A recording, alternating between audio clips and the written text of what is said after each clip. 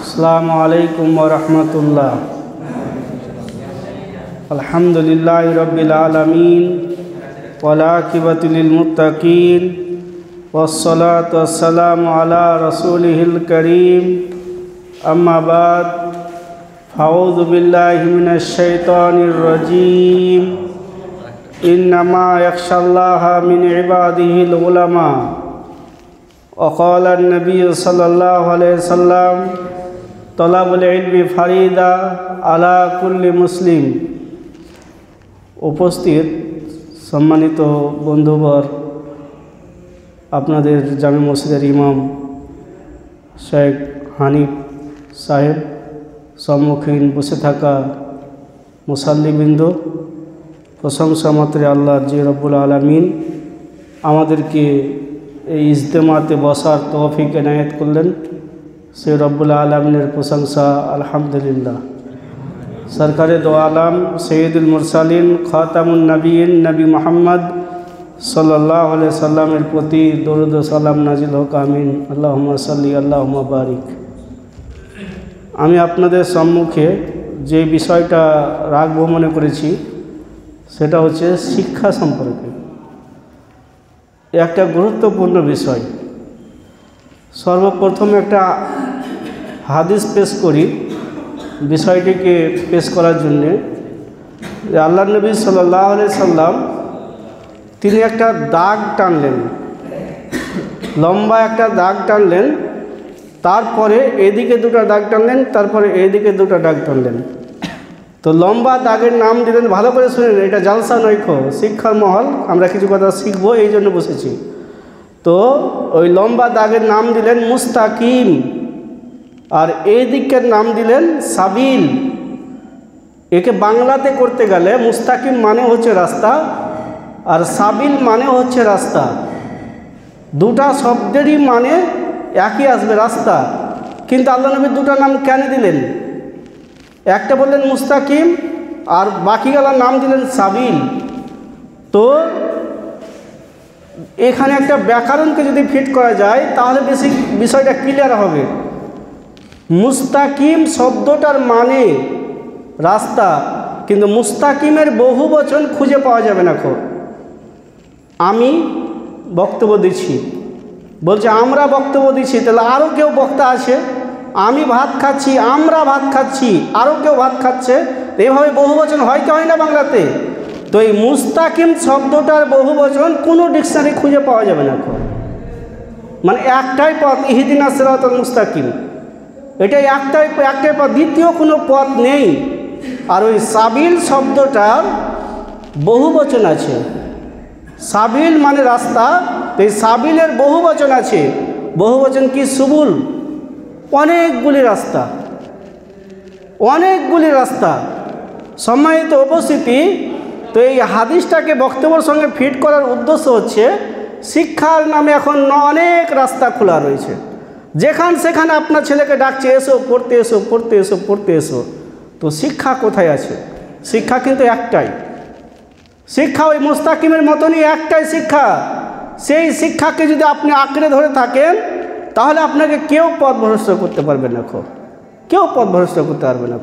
সম্মানিত উপস্থিতি, আপনি যদি মাদ্রাসায় আপনার ছেলেকে পাঠান, মক্তবে আপনার ছেলেকে পাঠান, তো কথায় কথায় মুলবি সাহেব বলবে এটা করতে হয়, এটা করতে হয় না। 10-15 মিনিট যদি ক্লাসে থাকে তো 10-15 মিনিটের ভিতরে যতটুকু কথা হবে সবটিকের মূল কথা হচ্ছে এটা করিও না, এটা করো, মূল কথা। আপনি স্কুল কলেজে, আপনি প্রাইমারি থেকে গেলে, হাই স্কুল থেকে গেলে যে সমস্ত বইগুলো পড়া হচ্ছে ওইগুলোতে কি করতে হবে কি করতে হবে না কিছু লেখা নেই। আতা গাছে তোতা পাখি, ডালিম গাছের মুখ আমরা পড়েছি, আপনারা ছোটোতে পড়েছেন। সমাজ কিভাবে কি করতে হবে, পরিবার কিভাবে সাজাতে হবে, ছেলে মেয়ে কী করতে হবে, আমার আত্মাকে কিভাবে সাজাতে হবে, কিভাবে পরিষ্কার পরিচ্ছন্ন থাকতে হবে, কোনো কথা নেই। জীবন বিজ্ঞান, ভৌত বিজ্ঞান খুঁজে দেখেন, সবই ভুল লেখা আছে। এটা আমি আপনাকে বোঝাতে চাইছি না। আপনার আত্মার পরিবর্তন করবে, আপনার পরিবারের পরিবর্তন করবে, এরকম বিষয় খুঁজে পাবেন না। সম্মানিত উপস্থিতি, তাহলে সেই শিক্ষাতে আপনি ওই সাবিলের ভাণ্ডারে পড়ে গেছেন, সাবিলের ভাণ্ডারে পড়ে গেছেন। শত শত মানুষ সাবিলের ভাণ্ডারে অর্থাৎ বহু বচনের বহু দিককার শিক্ষা গ্রহণ করতে গিয়ে শেষে দেখা যাচ্ছে রাজমিস্ত্রি, শেষে দেখা যাচ্ছে কোম্পানির ওখানে লেবেল কাটছে। ওখানে দেখেন যে আপনার কি বলছে, ওই যে ছোট ছোট বেড়ি ভরার জন্য ছোট ছোট ছেলেগুলো জীবন নষ্ট হচ্ছে। শত শত ব্রেনটাই আমাদের ওয়াশ করে দিয়েছে, ব্রেনটাই আমাদের ভুল হয়ে গেছে, ভুল সিদ্ধান্ত আমরা গ্রহণ করে ফেলেছি। যেই ছেলেটাকে যে পরিবর্তন করবে যে এটা হচ্ছে হারাম, এটা হালাল, এটা এই, এটা ওই, বাপের সঙ্গে এইভাবে কথা বলতে হয়, মায়ের সঙ্গে এইভাবে কথা বলতে হয়, এই প্রশিক্ষণ কোথায় পাবে, কোথায় খুঁজে পাবেন? তখন আপনার ওই ছেলেটার দ্বারাতে ইনকাম সোর্সের জন্যে আপনি বিভিন্ন জায়গা পাঠাচ্ছেন, সেটা হালাল হোক আর হারাম হোক, তার বয়সের সঙ্গে সেই ব্যবস্থা সেট হোক আর না হোক। সম্মানিত উপস্থিতি, তাহলে আপনাকে সঠিক পথে ফিরে আসতে হবে। রব্বুল আলামিন বলছেন ইন্নামা ইয়াখশাল্লাহ মিন ইবাদিল উলামা, যেই ব্যক্তি শিক্ষিত সেই ব্যক্তি আমাকে ভয় করে, যেই ব্যক্তি শিক্ষিত সেই ব্যক্তি আমাকে ভয় করে। বিপরীত মানে গ্রহণ করেন তো, যেই ব্যক্তি তাহলে শিক্ষিত নয় সেই ব্যক্তি আল্লাহকে ভয় করে না, বিপরীত মানে। তাহলে এই কারণেই তো প্রতিটা বাড়িতে আগুন লেগে আছে, বউ শাশুড়ির ঝগড়া, বেটির সঙ্গে বাপের ঝগড়া, বাপের সঙ্গে বেটার ঝগড়া। কিসের কারণে? এই যে শিক্ষা নেই তার কারণে। আপনি ভাবছেন যে ওকে আমি খাইয়েছি পড়িয়েছি, এর নাম আব্বা নয়, এর নাম পিতা নয়। ওর শিষ্টাচার দিবেন, ওকে শিক্ষা দিবেন, এর নাম পিতা। এই কাজটা তো আপনি করেননি। জামা কিনে দিয়েছেন, কাপড় কিনে দিয়েছেন, খেতে দিয়েছেন, ইলিশ মাছ, গরুর মাংস, এই সেই এইগুলো করেছেন। যেইগুলো কাজ করালে আপনাকে যে শ্রদ্ধা করবে, আপনাকে ভালোবাসবে, পরিবেশ সম্পর্কে তার জ্ঞান থাকবে, এটা তো কাজ করেননি। এটাই আসল খাবার ছিল, এটা আসল খাবার ছিল। রব্বুল আলামিন বলছেন যে যেই ব্যক্তি শিক্ষিত নয় সেই ব্যক্তি আমাকে ভয় করে না। শিক্ষিত হতে হবে বন্ধুবর, সম্মানিত উপস্থিতি মুসল্লিবৃন্দ, আপনাকে শিক্ষিত হতে হবে। যে কোনো মূল্যে হোক না কেন, যেমন করে হোক না কেন, ইসলামের জ্ঞান চর্চা যদি না করেন তাহলে কোনো দিনই আপনি আদর্শ হতে পারবেন না, কোনো দিনই হতে পারবেন না। টাকা থাকতে পারে, পয়সা থাকতে পারে, দৌলত থাকতে পারে, সেটা আলাদা দিক, কিন্তু আদর্শ যে হবেন, আপনার বাড়ি থেকে শিরিক বিদআত মুক্ত হবে, আপনার ছেলে মেয়ে সঠিকভাবে গঠন হবে, এটা হবে না, এটা হবে না, কখনো হবে না। রব্বুল আলামিন যে বলছেন যে আমাকে ভয় করবে সেই সমস্ত ব্যক্তিরা, যেই সমস্ত ব্যক্তিরা শিক্ষা গ্রহণ করেছে, তার কারণে রব্বুল আলামিন বলছেন, রব্বুল আলামিন নবী বলছেন তলাবুল ইলমি ফারিদা আলা কুল্লি মুসলিম, প্রত্যেকটা মুসলমান নর নারীর উপরে ইসলাম শিক্ষা করা ফরজ।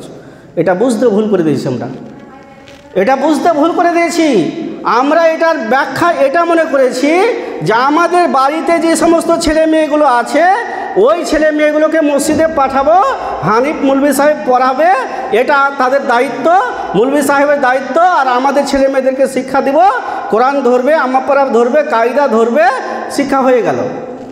ভুল।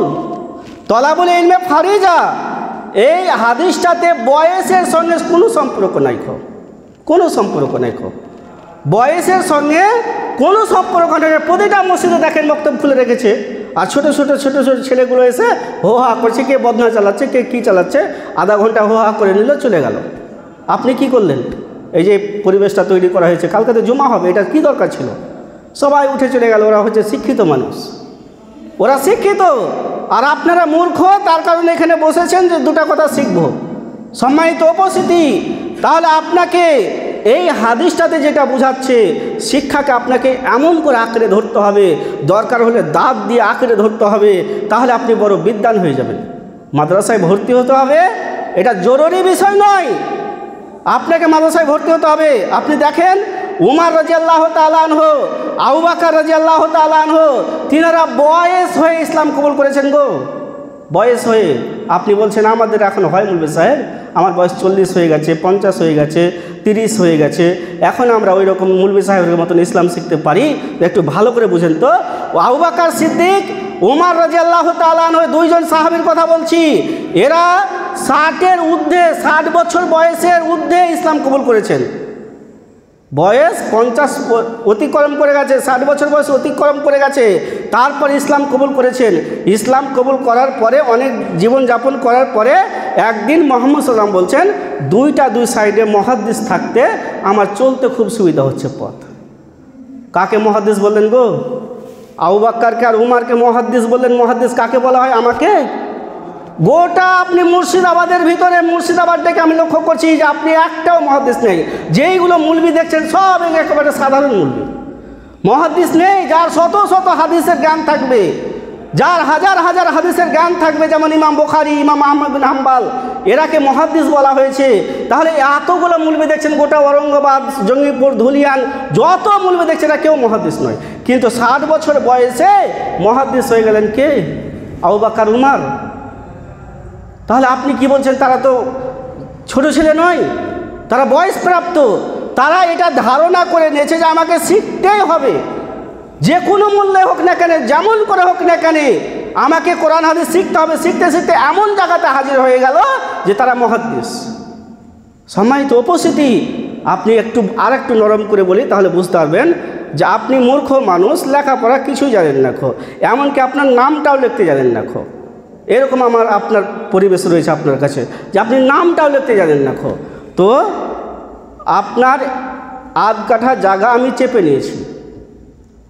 আপনার কাছে খবর হয়ে গেছে যে ওই আমিনুল মুলবি আধ কাঠা জায়গা নিয়ে নিয়েছে, আপনার কাছে খবর হয়ে গেছে। এবার আপনি তখন কাগজপাতি বের করে, পর্চা বের করে, দলিল বের করে, এই দুটো আছে আপনার কাছে, ওই দুটা বের করে ছুটতে আরম্ভ করলেন। কোথায় বিয়ালার অফিস আছে, কোথায় আমিন আছে, কোথায় মোহরিল আছে, ছুটতে আরম্ভ করলেন।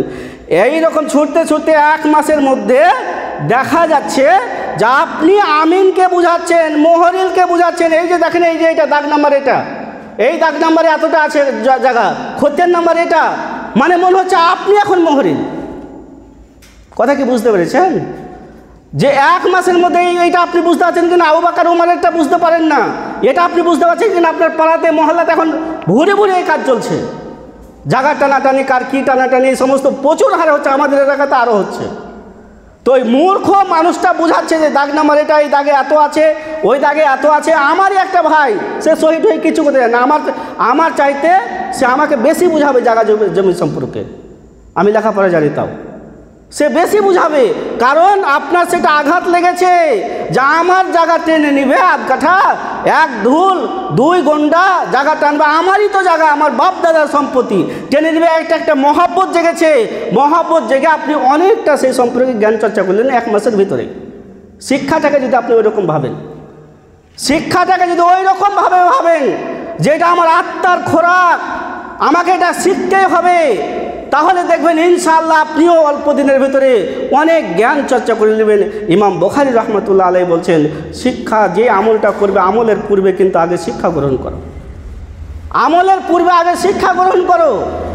শিক্ষিত না হলে আমল করে আপনার কোনো লাভ নেই, কারণ আপনার ভুল আমল হবে। তার কারণে রাসূল সাল্লাল্লাহু আলাইহি ওয়াসাল্লাম তিনি প্রতিদিন ফজর সালাতের পরে দোয়া পড়তেন, আল্লাহুম্মা ইন্নী আসআলুকা ইলমান নাফিয়া ওয়া রিজকান তাইয়্যিবা ওয়া আমালান মুতাকাব্বালা। আল্লাহুম্মা ইন্নী আসআলুকা ইলমান নাফিয়া, সেই শিক্ষা দাও যে শিক্ষাতে উপকার আছে। এই পয়েন্টের উপরে বেশি আলোচনা করব। আল্লাহুম্মা ইন্নী আসআলুকা ইলমান নাফিয়া, আল্লাহ তুমি সেই শিক্ষা দাও যেই শিক্ষাতে আমার উপকার রয়েছে। লাস্টের অংশ হচ্ছে সেই আমল করার তৌফিক দাও যে আমল তুমি কবুল করবে। সম্মানিত মুসাল্লিবিন্দু, শত শত আমল করেও আপনার আমল বাতিল হয়ে যাবে। সূরা গাসিয়া খুলবেন, আমিলাতুন নাসিবা তাসলা নারুন হামিয়া। আমল করে ক্লান্ত হয়ে গেছে, আমল করে ক্লান্ত হয়ে গেছে, তারপরে রব্বুল আলামিন বলেন সেই লোকটা যাবে জাহান্নামে। সূরা গাসিয়া আমার পাড়াতে আপনার ছেলে মেয়ে পড়ছে, আমিলাতুন নাসিবা তাসলা নারুন হামিয়া। ক্লান্ত হয়ে গেছে। ক্লান্ত কাকে বলে গো?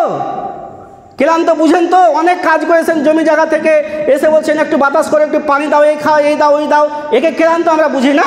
জঙ্গিপুর বহরমপুর চলে গেছি কোনো কাজে, বাড়ি আসলাম, এটাকে ক্লান্ত বুঝায়। তো এই ক্লান্ত হয়ে গেছে আমল করে করে, এত আমল, জিকির, আজকার, কোরআন তেলাওয়াত, তাহাজ্জুদ, আর এই আর ওই, এত আমল করেছে, তারপরে রব্বুল আলামিন বলেন জাহান্নামে।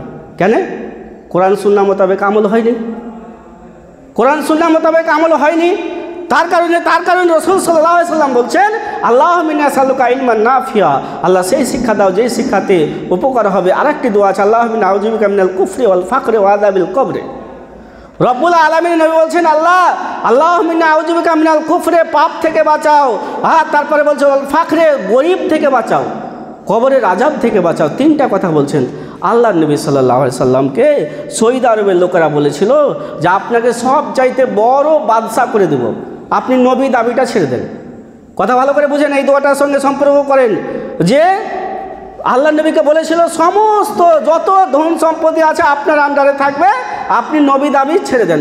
ওমর রাদিয়াল্লাহু তাআলা আনহু বলছেন আল্লাহ নবী আপনার পিঠে দাগ পড়ে গেছে, এই সব যেগুলো পাটি আছে পাটিতে ঘুমাতেন আমাদের নবী, তো পাটিতে ঘুমালে এখন যেমন খাটে দড়ির খাটে ঘুমালে পিঠে দাগ পড়ে, তো এরকম দাগ পড়ে গেছে।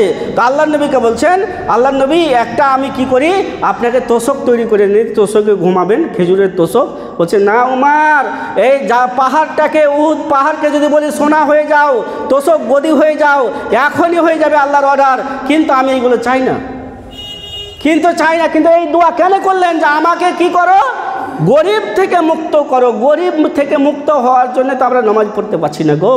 গরিব থেকে মুক্ত হওয়ার জন্য তো বিভিন্ন জায়গাতে হালাল হারাম, লোন আর সুদ আর ঘুষ আর বাটপারি বেইমানি ধোকাবাজি যত কিছু করতে হয় সব করছি।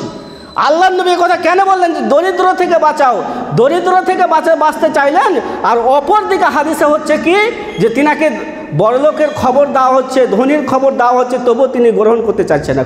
এখানে দরিদ্র বলতে শিক্ষাকে বোঝানো হয়েছে। আপনি যে পাপ থেকে বাঁচবেন, আল্লাহুম্মা নাউযুবিকা মিনাল কুফর, পাপ থেকে বাঁচাও। তারপরে রাসূল সাল্লাল্লাহু আলাইহি ওয়াসাল্লাম বলেছেন পাপ থেকে বাঁচতে গেলে কী করতে হবে, শিক্ষা গ্রহণ করতে হবে, শিক্ষা গ্রহণ করতে হবে। আর শিক্ষা গ্রহণ করে যদি করি তাহলে পাপ থেকে বাঁচবো আর কবরের শাস্তি থেকে বেঁচে যাব। সম্মানিত উপস্থিতি, তাহলে এটাকে শিক্ষাটাকে কি গ্রহণ করতে হবে, কোরআন হাদিসের জ্ঞান চর্চা করতে হবে। কোরআন হাদিসের জ্ঞান, মিশকাতে হাদিস রয়েছে, দুটো হাদিস রয়েছে।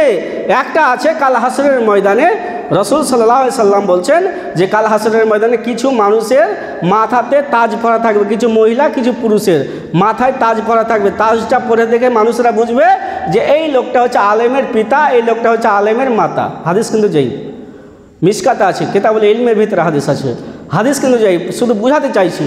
তো এই আলেমের পিতা আলেমের মাতা, তো এখানে আলেম বলতে কাকে বোঝানো হয়েছে এই শব্দটা শুধু নিতে চাইছি।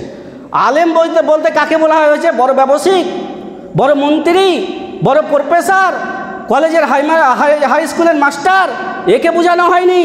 এখানে আলেম বলতে কোরআন এবং হাদিসের জ্ঞান, কোরআন এবং হাদিসের যার ভিতরে জ্ঞান আছে তাকে বোঝানো হয়েছে। এবার একটা সেই হাদিস নেন, রাসূল সাল্লাল্লাহু আলাইহি ওয়াসাল্লাম বলেন কাল হাসরের ময়দানে পাটা একেবারে এইভাবে খাড়ো হবে।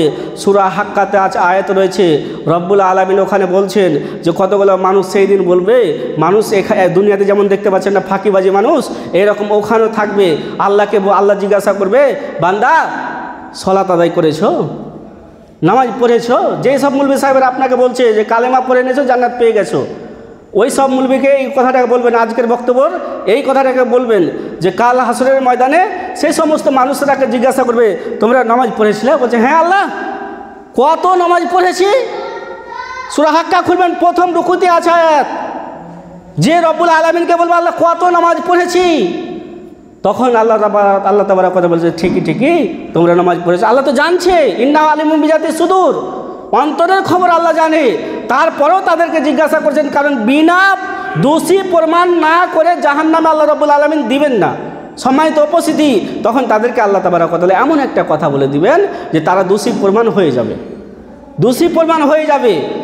তাদেরকে বলবে রুকু করো, তো আমাকে রুকু করে দেখাও। তোমরা দুনিয়াতে নামাজ পড়েছো তো রুকু করে দেখাও। তো রুকু করার কি সহজ ব্যাপার নয়। রুকু আল্লাহু আকবার, রুকুতে চলে গেলাম, তো ওরা রুকু করতে যাবে তো কোমরটা এত শক্ত হবে লোহার চাইতে শক্ত হয়ে যাবে।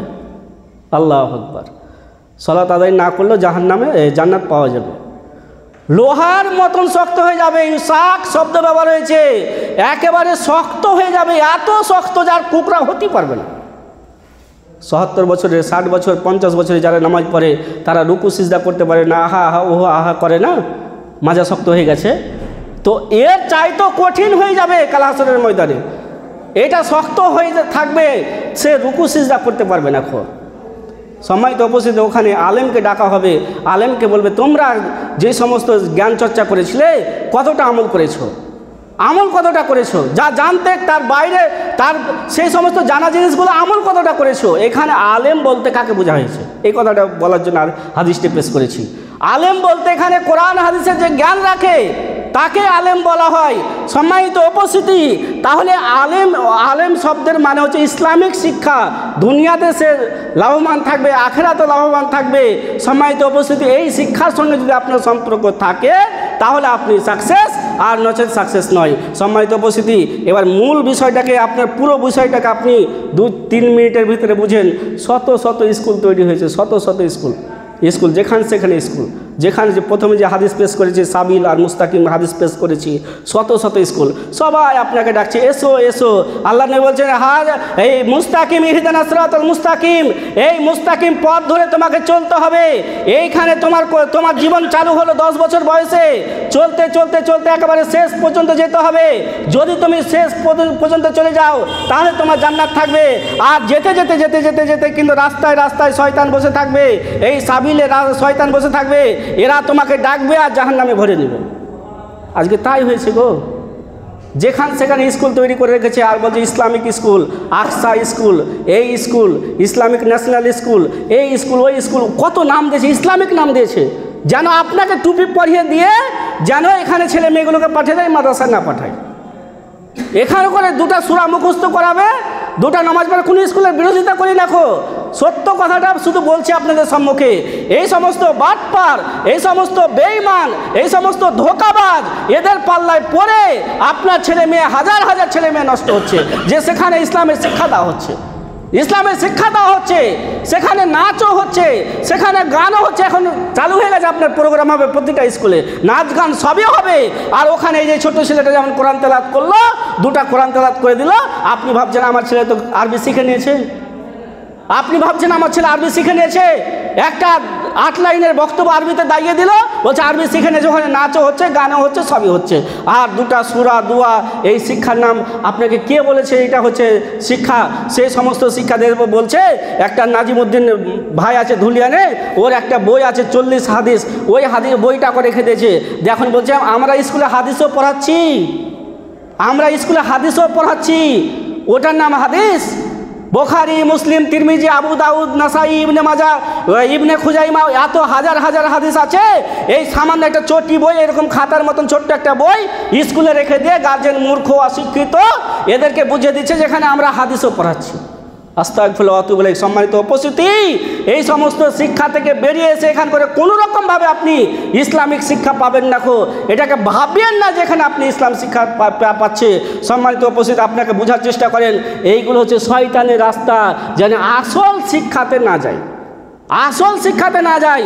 যখন আপনার এই যে সাউথ মালদা কলেজ আছে ফারাক্কা পার করে, এইখান থেকে আলিয়া থেকে আলেম ফাজেল করার পরে ওখানে কলেজে ভর্তি হয়েছি, তো কলেজে প্রশ্ন এসেছে কি জানেন? উজুর ফরজ কয়টা? কলেজে দিমাগটাকে খাটান একটু ভালো করে, কিভাবে শয়তান আপনাকে ওয়াশ করছে। কলেজে প্রশ্ন এসেছে, যারা আমরা সাথী সঙ্গী ছিলাম, যে কলেজে উজুর ফরজ কয়টা? কলেজ মানে কি বিশাল ব্যাপার, আমরা সবাই জানি যে এটা একটা ভালো হাই র্যাঙ্কের শিক্ষার জায়গা। তো সেখানে উজুর ফরজ। আর মাদ্রাসাতে মক্তবের ছেলে যারা নার্সারি LKG-তে পড়ে, এদেরকে উজুর ফরজ শেখানো হয়, যে উজু এইভাবে করতে হয়, এইভাবে করতে হয়, ওইভাবে করতে হয়। বুখারী, মুসলিম, আবু দাউদ, তিরমিজি ছেলেকে শেখা হয়? ভাই কোনোদিন শেখায় যে উজুর নিয়মটা বলো তো? ওই নার্সারি ছেলেকে শেখায়। ওই নার্সারির কোশ্চেনটা কলেজে চলে গেছে, দিয়ে আপনাকে বোঝাচ্ছে যে সাউথ মালদাতে আরবি আছে, সাউথ মালদাতে আরবি আছে। সম্মানিত উপস্থিতি, এই ধোঁকা থেকে বেঁচে থাকেন। ধোঁকা থেকে যদি বাঁচেন তাহলে অবশ্যই সঠিক পথ পাবেন। যদি আপনি আরবি শিখবো মনে করেন, আরবি জ্ঞান চর্চা করাবো মনে করেন ছেলে মেয়েকে, তাহলে একটা কথা মনে রাখেন, মাদ্রাসা ছাড়া কোথাও শিক্ষা পাবেন না। এগুলো সব ভাওতা, সব টুপি পড়াচ্ছে আপনাকে। আল্লাহ যেন আমাদেরকে সঠিকভাবে মূল্যায়ন করার তৌফিক দান করে। সংক্ষিপ্তভাবে যেটা বোঝাতে চাইলাম আপনাদেরকে, ছেলে মেয়েগুলোকে জীবন নষ্ট করেন না, একটা একটা রত্ন, এদেরকে শিক্ষা গ্রহণ করান। এদেরকে প্রতিটা ফ্যামিলিতে সম্পূর্ণ ছেলেকে আপনি ইসলামের শিক্ষা দেন, কোরআন হাদিসের শিক্ষা দেন। এখন শত শত ভাই দিচ্ছে, শত শত মানুষ এখন এটা বুঝে গেছে যে এই শিক্ষাতে লাভ নেই। মাধ্যমিক উচ্চ মাধ্যমিক দিয়ে লেভারি করে বেড়াচ্ছে, মাধ্যমিক উচ্চ মাধ্যমিক করে রাজমিস্ত্রি খেটে বেড়াচ্ছে। আপনার এলাকাতে 10টা 20টা 5টা 7টা যেই মূলবিটিক আছে, সবাই বাড়িতে আছে 10-15 হাজার টাকা শুয়ে শুয়ে ইনকাম করছে, শুয়ে শুয়ে। আলহামদুলিল্লাহ। সম্মানিত উপস্থিতি, এই বিষয়কে বুঝেন। আর যত জ্ঞান চর্চা করবেন, কে আপনাকে বলেছে যে মাদ্রাসাতে পড়ালে ভিক্ষা করে বেড়াতে হয়? এই কথা একেবারে ভুল, এই কথাই একেবারে ভুল। আপনি এইচএস করেছেন, আপনি বিএড করেছেন, তারপরও চাকরির জন্য কার কাছে 15 লাখ টাকা, কার কাছে 16 লাখ টাকা আপনি ফাঁসে রেখেছেন। আর এই শিক্ষা, ইসলামিক শিক্ষাটা যেমন জ্ঞান চর্চা করবে তেমন তার ইনকাম রয়েছে। ভালো করে বুঝেন, সৌদি আরব একটা দেশ আছে কি না, ওই দেশটাতে যত বড় বড় আলেম, সমস্ত আলেমকে টেনে নিচ্ছে। যত বড় বড়, এখানে একটা বিখ্যাত আলেম তৈরি হয়ে যাক, থাকবে না, চলে যাবে সৌদি আরব, সেখানে হাজার হাজার টাকা ইনকাম। যখন আমরা মাদ্রাসায় পড়তাম তখন হাসিরুদ্দিন মাদানী ইলামি বাড়ি, তখনই শুনেছি 2.5 লক্ষ টাকা বেতন।